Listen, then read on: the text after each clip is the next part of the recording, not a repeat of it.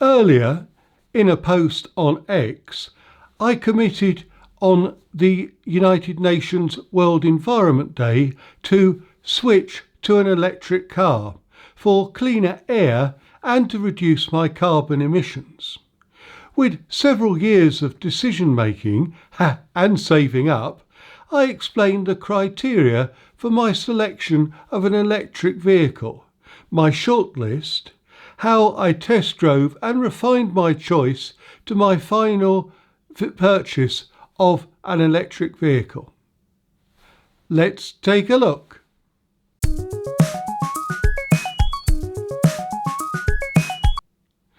Welcome to EMSmastery, where we look at the successful strategies and tactics to master environmental management and sustainability. This episode looks at the criteria I chose for selecting an electric car, my shortlist, my test drives, and how I refined the choice of my final electric vehicle. Initially, I chose criteria similar to my diesel-powered car, a Vauxhall Mariva. I was looking for an economic car with good range, over 300 miles, for those long-distance journeys to clients and football trips to home and away football games. It needed to comfortably seat 4 people, with good luggage capacity in the boot, and a smallish size similar to the Mariva, which was 1.82 metres wide and 4.28 metres in length, as I did not want a car that was too wide or too long.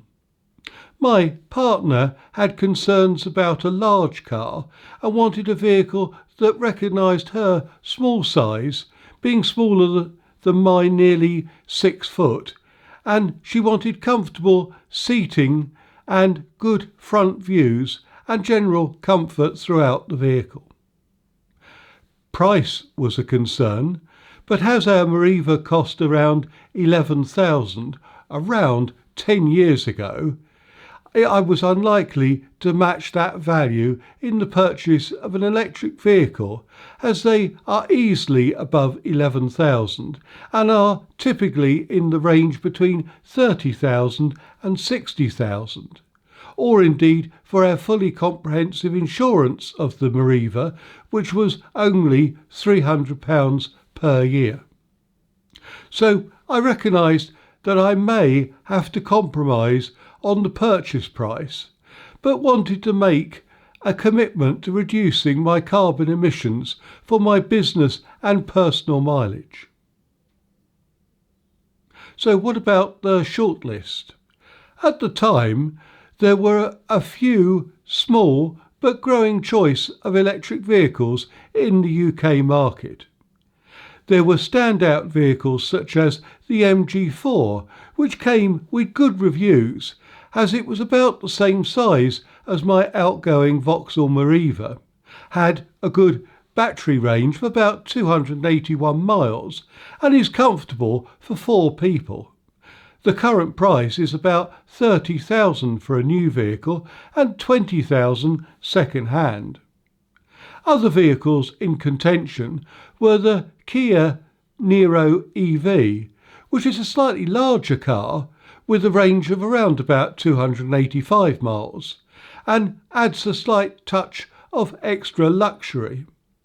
Priced at $30,000 to $36,000 for a new version, or $24,000 for some pre-owned vehicles. And finally, the Skoda Enyaq, which I heard was based on the Volkswagen ID.4, but was slightly cheaper and better appointed with comfort and features at a good price. Priced at around $46,000 new and around $25,000 for a nearly new price.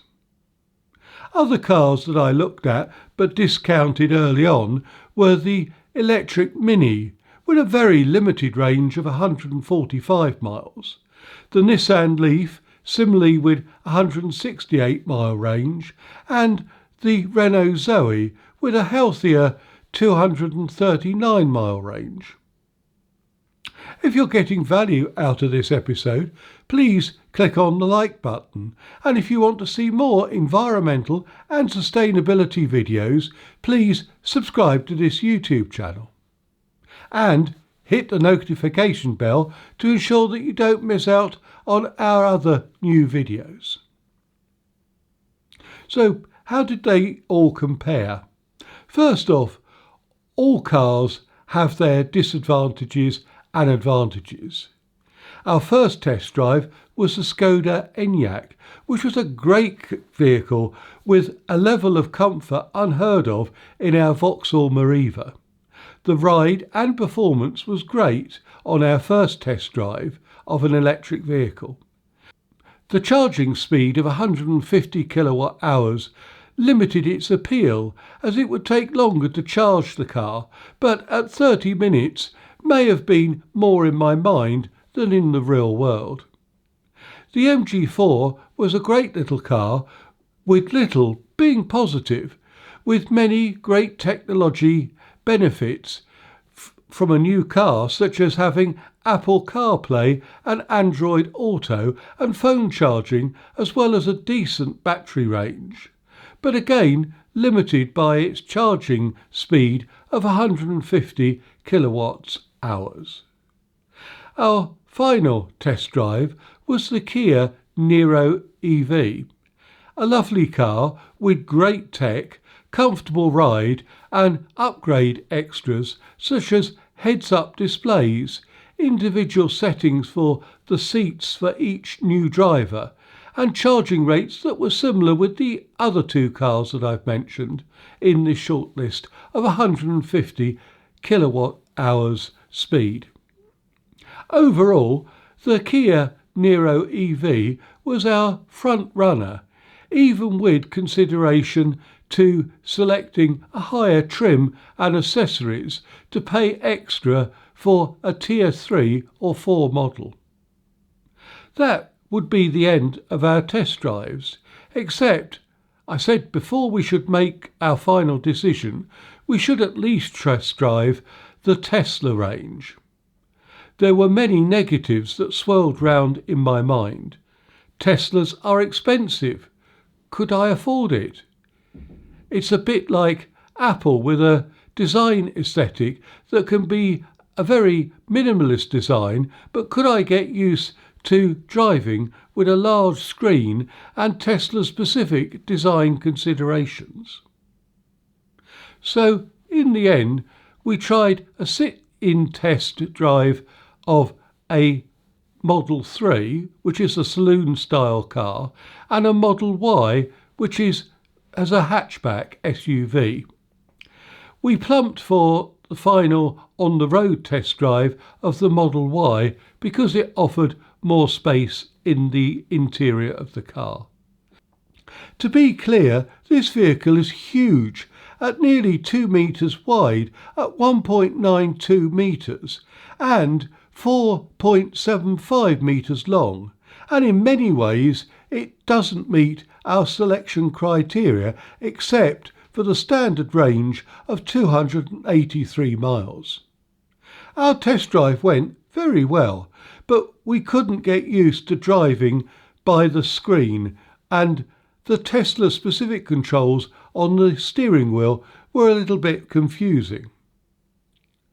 Weeks later, we considered a further test drive, which went better, but was a Tesla Model Y for us, not least for the over £52,000 asking price for a standard Model Y, and through the long-range version, which offers 331-mile range at 56,000 and nearly 60,000 for the performance variant with a 0 to 60 of 3.5 seconds.